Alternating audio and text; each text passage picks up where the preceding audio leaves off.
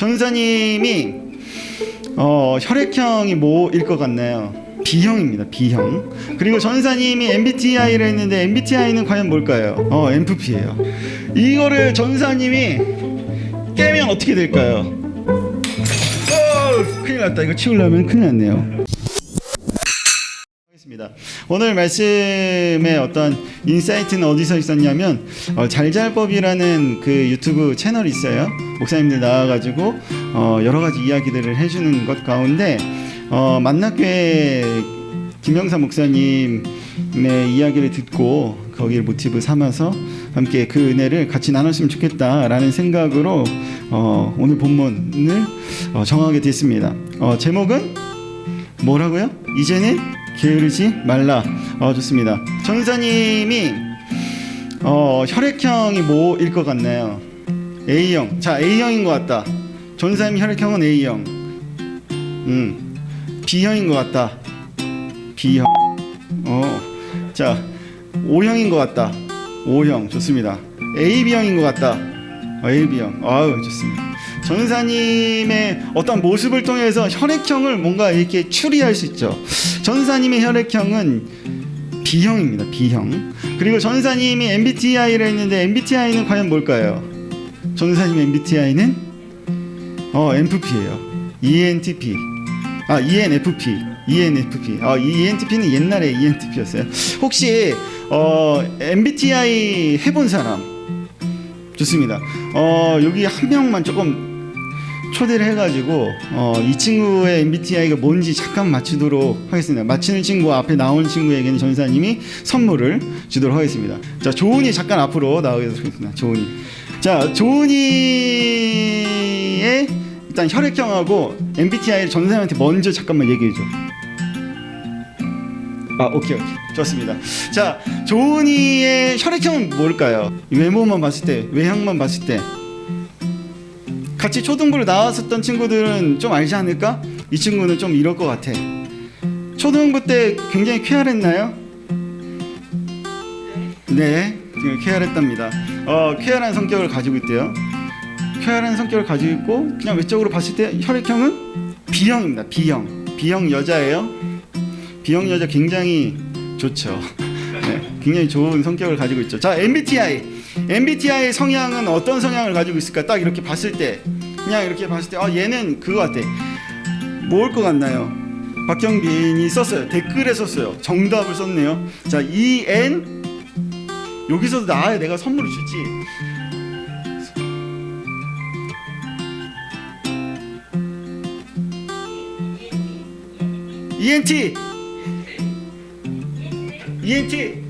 ENTJ.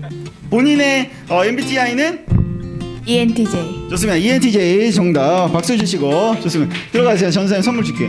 사람들이 우리나라 사람 특히나 더 그래요. 혈액형에 민감했었다가 이제 요즘 들어서, 요즘도 사실은 아니죠. 작년부터 계속해서 MBTI에 굉장히 사람들이 혈안이 되어 있죠. 나는 어떤 성향일까? 쟤는 저런 성향일 거야. 전사님 보니까 A형일 거야. A형. B형일 거야. 뭐 이렇게 생각하겠죠. 근데 전사님 B형이었죠. 전사님 ENFP예요. 그런 성향을 가지고 있어요. 여러분들도 자기도 이제 핸드폰 하면서 나는 뭘까 하면서 MBTI 한 번씩 다 해봤잖아요. 침대에 누워가지고 이렇게 해봤잖아요. 나는 이런 사람이야. 알고 싶어서 사람들이 그렇게 하죠. 왜 이렇게 민감하게 그 MBTI나 혈액형에 혈안이 돼 있냐면 너무 궁금해서요. 나에 대해서. 나는 과연 어떤 사람인가? 나는 어떤 성향을 가졌는가? 뿐만 아니라 이 친구는 이 사람은 어떤 성향을 가진 사람인가? 도대체 얘는 무슨 성격을 가졌길래 이렇게 얘기하는 거야? 이렇게 표현을 하는 거야? 라고 생각해서 막 그런 걸 알고 싶어 하는 거죠.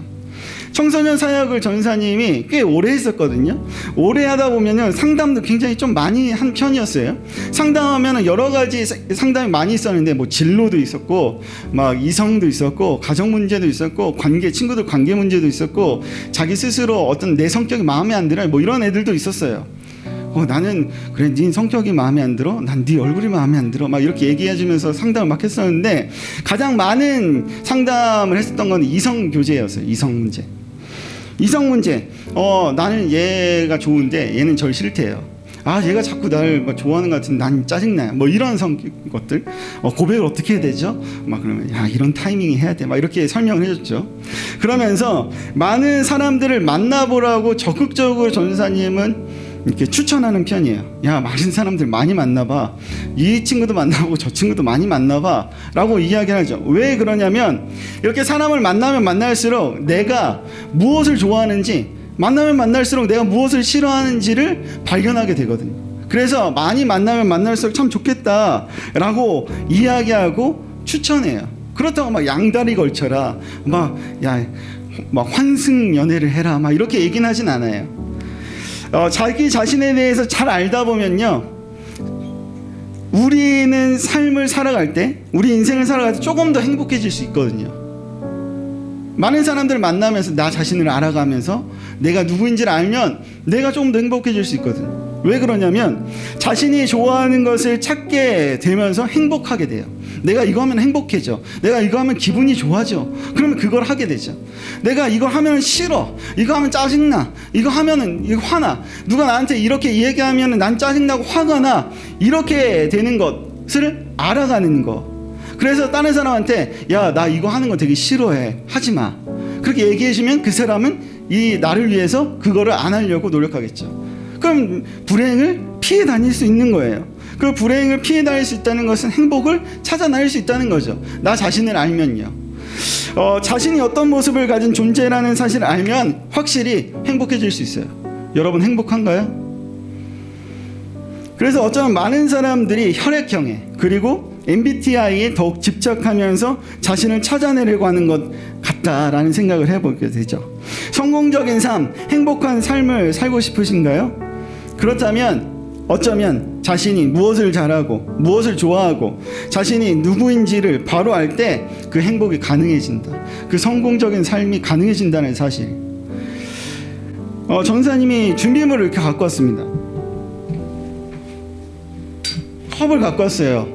자, 보세요. 이거를 전사님이 깨면 어떻게 될까요? 큰일 났다. 이거 치우려면 큰일 났네요. 컵이 왜 깨졌을까요? 너무 쉽죠. 컵이 깨진 이유는 전사님이 여기서 망치로 컵을 깨서, 컵이 깨지는 것은 망치로 컵에 충격을 가했기 때문에 컵이 깨졌다는 결과가 생긴 거예요. 어떤 결과가 나타나는 것에는 항상 그에 해당하는 어떤 원인이라는 게 생겨요. 원인이라는 것이 존재하기 때문에 결과가 만들어지거든요. 좋은 성적이 나오면 그만큼 노력했다는 거죠. 좋은 운동 기록이 나오면, 요즘 동계올림픽 이제 오늘 폐막인데, 좋은 운동 기록이 나오면 그만큼 피나는 노력을 했었다는 거죠. 반대로 내가 좋은 점수가 나오지 않고 좋은 기록이 나오지 않았다는 것은 내가 열심히 해서가 아니에요. 열심히 안 해서가 아니에요. 혹은 내가 막 이렇게 그걸 안 해서가 아니에요. 물론 그것도 있지만 여러 가지 이유들이 있습니다. 내 몸이 안 좋아서, 혹은 그때 시험의 컨디션이 좀 안 좋아서 그랬을 가능성도 높아요. 기록이 안 좋게 나오는 것도 역시 그와 비슷하죠. 내 컨디션이 그날따라 별로 안 좋았기 때문에 어떤 결과는 원인이 꼭 항상 이렇게 수반이 돼요. 함께 할 수 있어요. 이처럼 우리가 사는 세상에서 어쩌면 원인에 따른 결과가 뒤따르는 것은 너무나도 자연스러운 이치예요. 컵이 깨진 이유는, 원인은 전사님이 이 설교 시간에 미쳤다고 망치를 들고 깼어. 그것 때문에 그런 거죠. 이스라엘은요, 그동안 너무나도 힘겹게 살았어요. 특별히 이스라엘은 하나님이 선택한 민족으로 세움 받았음에도 불구하고 너무나도 힘든 상황을 겪을 수밖에 없었어요. 너무나도 힘들었어요. 우리도 하나님의 선택된 백성으로, 우리도 하나님의 선택한 사람으로, 하나님을 믿는 사람으로, 하나님을 사랑하는 사람으로 너무나 사랑받지만 그 외에 너무나도 힘겨운 상황과 힘겨운 어떠한 환경 속에서 살아가요. 이스라엘처럼. 한 나라의 안녕과 평화는요, 외부의 침략에서 안전한 것으로부터 시작이 되는 거거든요. 그런데 이스라엘은요, 지금 여기에 이제 사진이 하나 나올 건데요, 이스라엘은 여러 나라의 침략을 받기 쉬운 지리적 위치를 가지고 있었어요. 이렇게 생겼어요. 이스라엘이 왜 이렇게 힘겹게 침략에 불안해하며 다른 강대국들의 어떤 비웃음거리로 살아가게 되었을까? 그 이유와 그 원인은 과연 무엇이었을까? 그 원인이 분명히 있을 거거든요. 근데 많은 이유 중에 하나를 이렇게 이야기하는 사람들도 있어요. 지리적 특징 때문에 그렇다. 자, 이스라엘 보면요, 이렇게 생겼어요. 이스라엘이 이집트와 요르단 사이에 낑겨져 있어요. 이렇게 사이에. 자, 이집트가 요르단을 침략하려면 이스라엘을 거쳐서 침략해야겠죠. 여기를 먹어야 내가 좀 더 영토가 넓혀지고, 요르단도 저 지중해로 뻗어 나가기 위해서 이집트를 치기 위해서 이렇게 막 하겠죠. 그 사이에 낑겨 있다는 거예요. 너무나도 작은 나라인데 양옆에 엄청난 군사력을 가진 나라들 사이에 있었어요. 고래의 싸움에 새우등 터지기 너무 쉬운 자리, 그 자리에 있었어요. 이스라엘이요. 이러한 위치라면요, 다른 나라들의 침략 속에 늘 포로로, 늘 노예로 살아가다가 어쩌면 나라 자체가 없어질 법도 했어요. 그런데 지금도 여전히 이스라엘 나라는 있죠. 건재한 나라로 세워져 있어요. 이러한 모습을 보면 지리적인 위치가 이스라엘을 힘들게 된 이유로 볼 수가 없을 수 있어요. 사진 없어져도 돼요. 외부적인 요인이 아니라는 거예요. 우리도 이스라엘이라고 하면, 네, 나도 이스라엘이랑 비슷하잖아 하면, 나의 힘듦과 나의 고통과 어려움과 이런 상황들이 외부적인 어떤 요소의 원인은 아닐 거다. 외부적인 어떤 세상의 압제와 뭐가 좀 이렇게 압박과 어떤 여러 가지 환경들이 나를 힘들게 하고 나를 괴롭히는 그런 것은 아니겠다. 내가 이렇게 힘든 이유와 원인이 그것은 아니겠다 라는 거죠. 다른 중요한 원인이 있어요. 오늘 성경에서는요, 그 다른 중요한 원인을 뭐라고 이야기하냐면 게으름이라고 이야기합니다.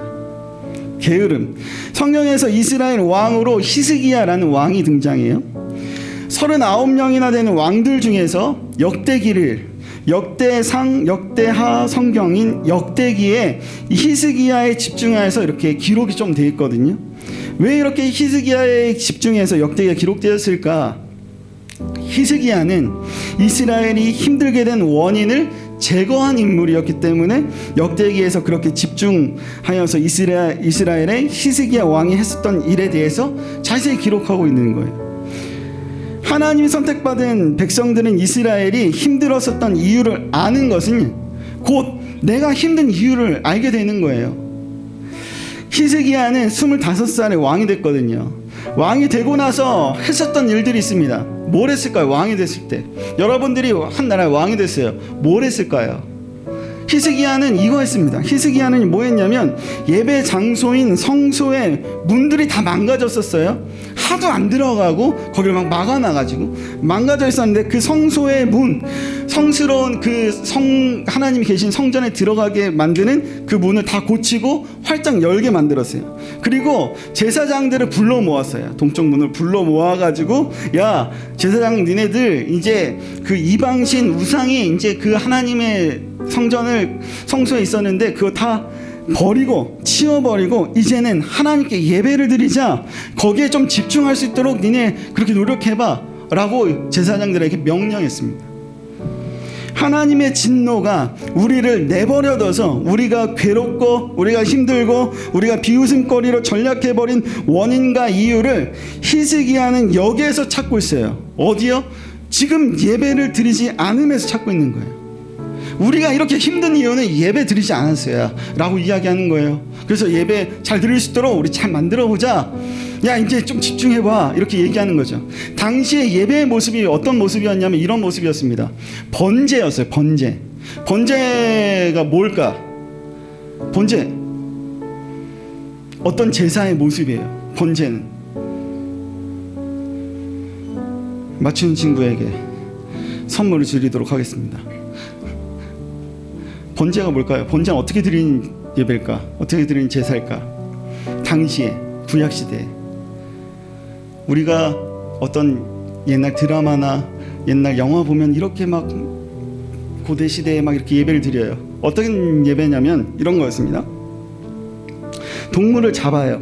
흠이 없는 동물을 데리고 와서 잡아요. 우리 각자 흠이 없는 동물을 데리고 와요. 성소 앞으로. 그리고 뜰 안으로 들어갑니다. 들어가서 동물을 잡아서 각을, 팔다리 다 각을 이렇게 칼로 자른 다음에 각을 만들고 분리시키고 그 다음 피를 막 이렇게 사방으로 뿌려요. 그리고 나서 불로 태워요. 그 번제의 자리는 항상 피 비린내가 났고 동물이 타는 어떠한 쾌쾌한 냄새들이 났고 연기가 막 자욱했어요. 사람들이 예배를 드리는 게 그거였어요. 이렇게 동물의 각을 뜨고 불태우고 피를 뿌리고 막 이런 것들. 그거를 사람들이 보면서 어떤 생각을 했냐면 이런 생각을 했습니다. 아, 내가 죄가 있는데, 죄인인데 내가 저렇게 죽을 수밖에 없었는데 내 대신 이 흠없는 이 동물이 죽는구나. 아, 그 동물이 찢기는 그 각이 된 그 모습을 보면서, 그 피 흩날리는 것을 보면서, 그 쾌쾌한 타는 냄새를 맡으면서, 아, 나는 저렇게 죽어야 마땅할 죄인이었구나 라는 것을 다시 한번 생각하게 되는 시간이 예배의 시간이었거든요. 제사였어요. 그거를 이스라엘 왕들이 하지 않았어요. 다 못하게 했습니다. 이 예배를 다 중단시켰어요. 이스라엘 왕들이 이 예배를 중단하고 이제는 이방신 우상 앞에 절하게 되면서, 아, 이렇게 하면 우리가 풍요롭게 더 잘 살 수 있겠다라는 헛된 기대감을 가지고 번제는, 예배는 중단이 됐어요. 우리도 그렇죠. 우리에게 나타난 어떤 풍요로움과 잘 살기 위해서 이 예배보다는, 하나님께 의지하는 것보다는 이렇게 하면 더 잘 될 거야 라고 하는 그런 모습들처럼 이스라엘 백성들, 이스라엘 왕들이 그거를 멈추게 하고 자신의 방법, 다른 사람들의 어떤 방법, 다른 나라도 잘 사는 나라들이 하는 방법들을 가지고 오기 시작했었던 거예요. 이런 헛된 기대는 연기처럼 이제 사라져 버렸어요. 이렇게 하면 잘 살고 풍요로울 줄 알았는데 그렇지 않았거든요. 번제가 사라졌고 하나님 앞에 제대로 예배하지 못하는 삶, 자기 자신이 어떤 존재인지 모르는 이스라엘 백성의 삶은 다른 나라에게 오히려 비웃음거리로 각인되었고 주의 강대국의 눈치를 보면서 두려움 속에 살아갈 수밖에 없는 그런 모습으로 살게 됐어요. 히스기야는 그 번제의 예배를 다시 드리기 시작했어요. 하나님이 있어야 할 그곳에 다시 하나님이 있을 수 있도록 다른 것들을 치워버렸어요. 그러면서 하나님께 예배하면서 번제를 드리면서 동물을 막 태우면서 자기 자신이, 아, 나는 죄인이라는 사실을 있는 모습을 하나님이 오늘 본문 말씀을 통해서 히스기야를 통해서 뭐라고 표현되냐면 게으름이라고 표현하는 거예요. 게으름은요, 하나님을 잊어버리는 것. 그리고 게으름은요, 내가 죄인이라는 사실을 잊는 것을 말해요. 그 게으름으로 인해서 이스라엘은 힘겨운 인생을 살게 됐어요. 하나님을 잊고 살고 나 스스로 죄인임을 늘 새기면서 은혜로 살 수밖에 없는 존재임을 잊어버리고 사는 것으로 우리는 우리의 인생을 힘겹게 살아요. 이스라엘이 힘겹게 살아간다는 것은 어떤 지리적인 문제가 아니었어요. 외부적인 문제가 아니었어요. 단순히 강한 나라들 사이에 그 사이 껴서 힘겹고 두렵게 산 것이 아니었어요. 골리앗의 크기가 문제가 아니라 다윗의 믿음이 문제였듯이 세상이 얼마나 강한가가 문제가 아니라 우리의 믿음이 얼마나 큰가가 문제예요. 세상은 우리를 압도하여 쳐들어오지만 하나님은 세상을 압도하시는 분임을 믿고 그에 의지하면서 굳게 서야 할 필요가 있다라는 거죠. 이것이 가능하게 하는 힘이 어디 있냐면 이 예배에 있다라는 거예요. 예배를 통해서 내가 어떤 존재라는 것을 알고 죄인이라서 하나님의 은혜로 살아갈 수밖에 없는 존재라는 것을, 그 사실을 알고 있는 것, 그것이 우리의 힘이 되어지는 거예요. 그래서 우리는 오늘도 예배하죠.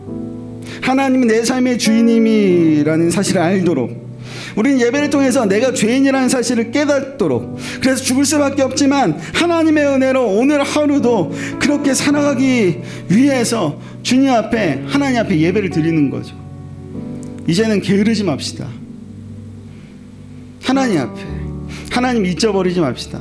여러분들 나 스스로가 어떤 존재라는 사실을 잊어버리지 마세요. 여러분들 살아가는 이유가, 살아갈 수 있는 힘이 어디 있다는 사실을 잊어버리지 마세요. 우리에게 살아가게 만드는 힘은 예배에 있습니다. 오늘 말씀을 가슴에 새기면서 이렇게 함께 찬양하고 함께 기도했으면 참 좋겠다 싶습니다. 예배는요, 내가 어떤 존재라는 사실을 알게 되는 거. 이스라엘 사람들이 자 예배하자 하면은 손에 다 하나씩 이제 자기 죄 대신에 죽어야 할 그 동물들, 흠이 없는 동물들 다 질질 끌고 가면서 생각했을 거예요. 아, 예배 드리러 가야지. 흠이 없는 거 들고 오는 거예요. 예배 드리러 가야지. 가서 그 동물을 제사장이 잡고 칼로 목 베고 손, 발 다 자르고 내장을 싹 꺼내고 그 다음에 거기에 불을 싹 질렀을 때 모든 예배를 드리는 사람들은 아, 내가 저 자리에 있어야 되는 존재인데 하나님이 나를 사랑하셔서 내가 더 죄인인데 하나님의 은혜로 내가 살게 됐구나 라는 거 깨닫는 게 예배예요. 그걸 잊어버리는 게 게으름이고요. 전 여러분들 게으르지 않았으면 좋겠습니다. 아무도 바라보지 않는 그곳이 여러분들 예배 장소, 예배 자리가 되어지기를 소망합니다.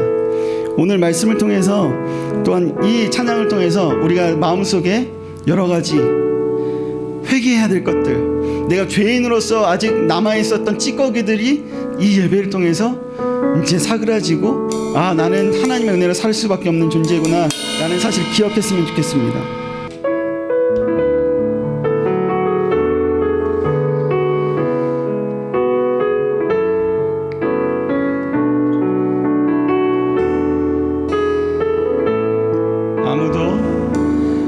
아무도 예배하지 않는 그곳에서 주를 예배하리라.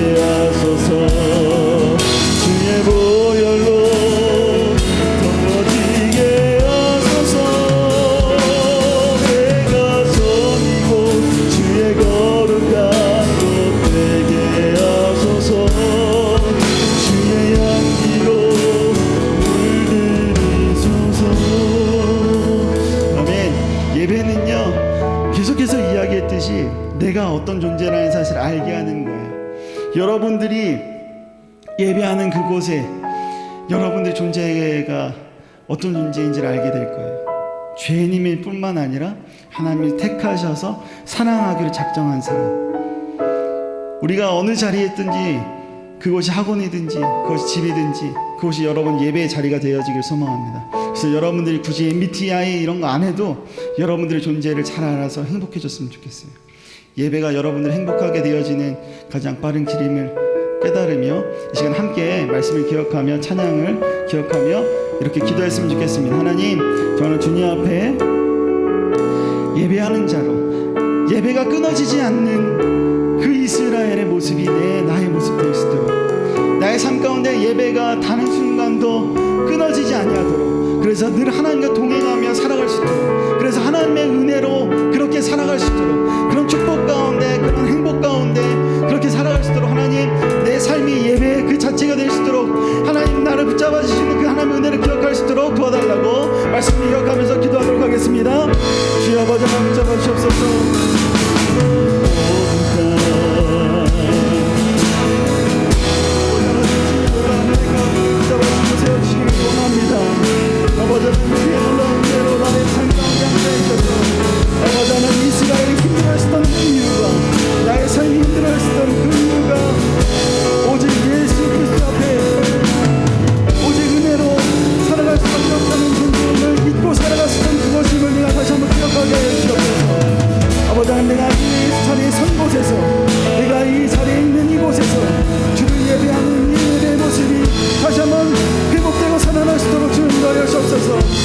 아버지 하나님 진짜 하셔서 하나님 그대로 살아가는 사람, 하나님 앞에 그 죄인이지만 하나님의 사랑을 온전히 우리가 살아가는 우리가 될 수 있도록, 그 예배자가 될 수 있도록 주여 붙잡아 주옵소서. 내가 받는 모든 땅 주를 예배하게 하소서. 주의 보혈로 덮어지게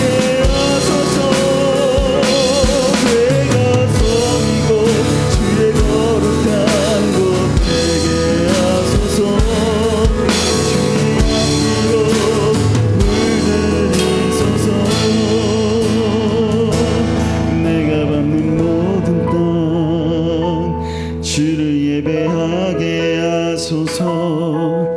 주의 보혈로 덮어지게 하소서. 내가 선이고 주의 거룩한 곳 되게 하소서.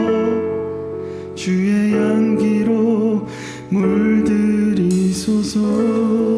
살아계신 하나님, 이 찬양의 가사처럼 하나님 내가 밟고 있는 이 땅 가운데 내가 주님을 예배하는 장소가 이 땅이 되게 해주시고, 예배의 회복이 일어나는 장소가 지금 내가 서 있는 이곳이 되게 하여 주옵소서.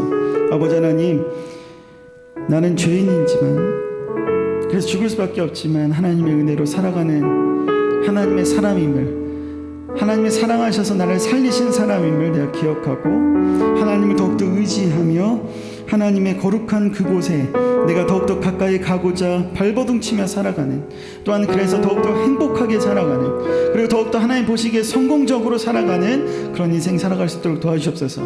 보이지 않는 이 세상 가운데, 아무것도 없는 것 같이 어두운 이 세상 가운데 오직 유일한 빛 되어주시는 그 예수 그리스도의 이름을 붙잡으며 살아가는, 그래서 그 앞으로 나아가는, 나에게 길 되어주시는 예수님을 따라서 살아가는 예배자 될 수 있도록 하나님 함께 해주시옵소서. 이 모든 것 살아계신 우리 예수님의 이름으로 기도드립니다. 아멘.